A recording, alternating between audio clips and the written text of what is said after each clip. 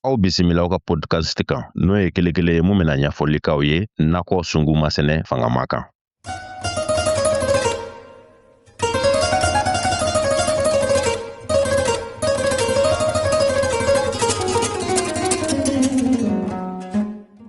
Ayiwa an balimamuso ingénieur Konipo dakurunya laban jumɛn b'i bolo k'a fɔ an lamɛnbagaw n'an filɛbagaw ye ani ka kuma kundun ka foli bila an lamɛnbagaw la. Ok, ko an lamɛnbaga bɛɛ ni ce. N'i ko sɛnɛ i ko cɛsiri. Surtout an bɛ ka fɛɛrɛ kura minnu bila sen na. A kɔni tɛ taa cɛsiri kɔ mɛ a b'i bɔ musaka bɔ la. Donc o musaka bɔ de fana bɛ kɛ e ka nafa ye. N'i tɛ musaka bɔ dɔrɔn i b'a ye dɔ de bɛ fara i ka sɔrɔ kan. Donc bɛɛ k'i cɛsiri. An kɔni bɛ ka fɛɛrɛ minnu bila sen na. Fɛɛrɛ minnu u lagɛra a kɛra mɔgɔ caman kunna. Confirmation dira k'a ye k'a fɔ ko tiɲɛ na nafa b'a la. Ne yɛrɛ b'a kɛ n ka foro la ne b'a dɔn nafa b'a la. Salon samiyɛ la ne ye nɔgɔ don. Ɲinan ne bɛ ka baara kɛ n'o ye. Donc ɲinan samiyɛ fana ne bɛna nɔgɔ kura ladon. San wɛrɛ ka se ka baara kɛ n'a ye. Baara ɲɛbilaw de don. A tɛ taa i ka fɛɛrɛw sigi planification a tɛ k'i ka planification kɔ quoi. Donc ka se k'i yɛrɛ ka baara organiser a tɛ caya i ma. I bɛ dɔɔnin min fana kɛ nafa bɛ sɔrɔ a la. D'accord. Ko bɛɛ k'i jilaja Ala k'an bɛɛ dɛmɛ an ka baaraw kɔnɔna na. Ni Ala sɔnna ma Ala k'o dɔw minɛ. Korotumu Tarawele walima Korotumu Jara de don. Kuma kundo kuma ani ka foli bila an lamɛnbagaw la. Kumakan laban min bɛ ne bolo o ye anw musolakaw ye. Donc ni baara in min filɛ ne hakili la n'a a bɛ mɔgɔ nafa kosɛbɛ a b'a anw de nafa kosɛbɛ. Parce que fɔlɔ musaka t'a anw bolo k'a fɔ k'anw bɛ taa tubabu nɔgɔ san k'a kɛ an ka forow la. Nin baara in min filɛ ne an yɛrɛ sera an ka toli nɔgɔ in dilanko ɲuman na. I bɛ taa sɔrɔ a bɛ nafa min don an ka forow kɔnɔna na. A b'a to an yɛrɛ ka diɲɛnatigɛ a b'i yɛlɛma an kɛcogo yɛrɛ a b'i yɛlɛma an ka dumunifɛnw a bɛ kɛnɛya an yɛrɛ ka sɔrɔtaw denw ka fɛɛrɛ bɔ an bɛ se k'olu sɔrɔ ka ɲɛ. E bɛ min don engrais tubabu nɔgɔ la n'a fɔra ko o tila ta tila e b'o sɛgɛn de kɛ pour que ka nin sɔrɔ an yɛrɛ bɛ se k'a fɔ musaka bɔ tɛ nin na o. Ni i ko k'i bɛ bagaji de dilan fo n'i taara ka tugu o lakɛ fɛnw san a mana kɛ cogo o cogo n'i y'a ta 100 sara la i bɛ taa sɔrɔ nin baara in kɔnɔna na a bɛ min ta a tɛ tɛmɛ 20 kan. N'a fɔra ko an ka balo de bɛ sɔrɔ o fɛn nin na an bɛ se k'a kɛ ka ɲa k'a sɔrɔ an ma o musakaba bɔ ne hakili la o ye tare ye anw bolo dɛ. Yiri minnu bɛ anw bolo an ka sɛnɛfɛn minnu bɛ anw bolo ni an y'olu tɔbɔtɔ ka an ka dugukolo o ka se ka tɔbɔtɔ anw bolo i b'a ye caman bɛ bɔ an ka degun na kosɛbɛ. Siga t'a la.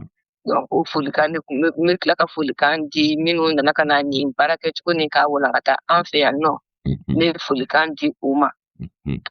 Les frères Toye depuis Autriche ka na fara karamɔgɔ Seydou kan a n'u baaraɲɔgɔn fɛn o fɛn bɛ Mali la yan nɔ ka fara u n'u dɛmɛbaga minnu bɛ yan nɔ ni minnu fana b'u kɔkɔrɔma don u ka baara la hali n'a kɛra ladilikan ye k'o d'u ma u ka baara in kɔnɔna na.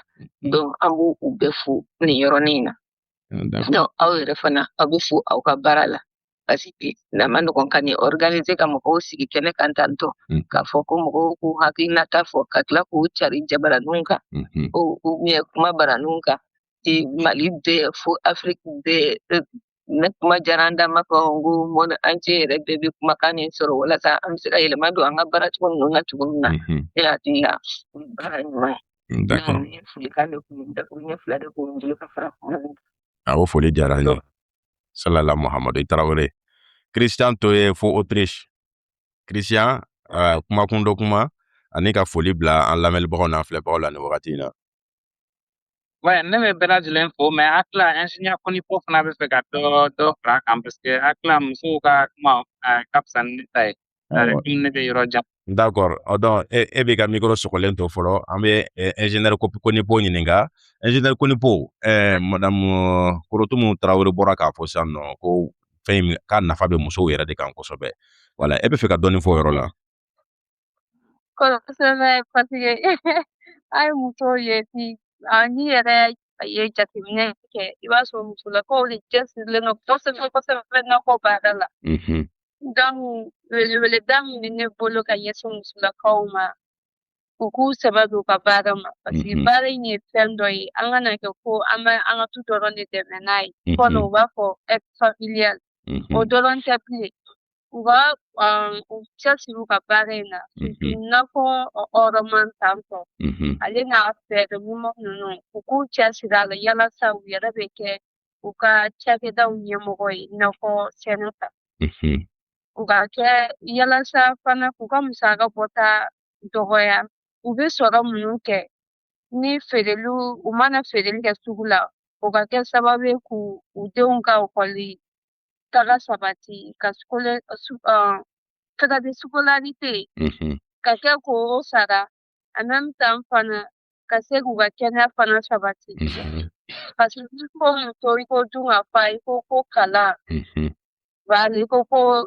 du yɛrɛ yiriwa donc o musolaka an musolakaw de b'o ko kunnafoniw kɔnɔna na et puis fana f'an k'a dɔn an bɛ se ka sɛnɛ kɛ n'an y'an yɛrɛ organiser an bɛ se ka sɛnɛ kɛ en même temps k'an hakili to an ka sokɔnɔnaw na ka sɔrɔ fosi ma bila fosi ɲɛ quoi i bɛ sɛnɛ kɛ i b'o sɔrɔ kɛ en même temps fana i b'i hakili to i ka denbaya la donc baara min u bɛ ɲɔgɔn dafa wa a fila bɛɛ fana bɛ se ka ɲɛ an bolo fana i ka denbaya bɛ yiriwa i yɛrɛ ka cakɛda n'o ye nakɔ baara ye o fana bɛ ɲɛ i bolo kosɛbɛ kosɛbɛ i ka denbaya ka kɛnɛya o bɛ sabati i yɛrɛ bɛ musaka ladon f'an k'a dɔn ko an bɛ musaka minnu ladon so kɔnɔ olu bɛ komi an kumakan olu de b'an dɛmɛ fana an ka projet misɛnninw na du kɔnɔna na donc fɛɛrɛ minnu bɛ nakɔ piw kɔnɔna na bɛɛ k'a ta k'a k'i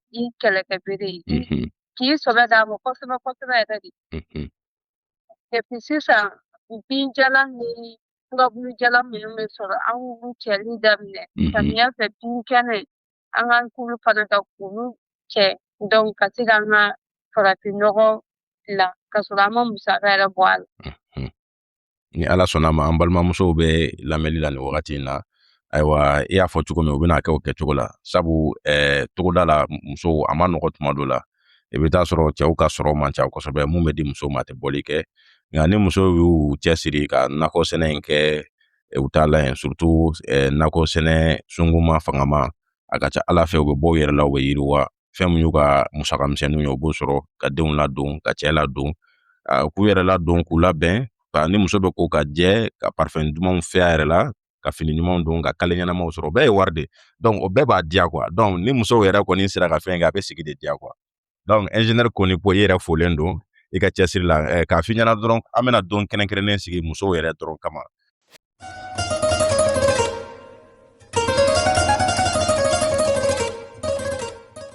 Ni jamukan labɛnna nakɔ biw a n'a baara ɲɔgɔn fɛ aw sɔgɔlen ka to an ka jɛkanw na aw ni ce aw ka ɲɛmajɔ la aw k'an bɛn.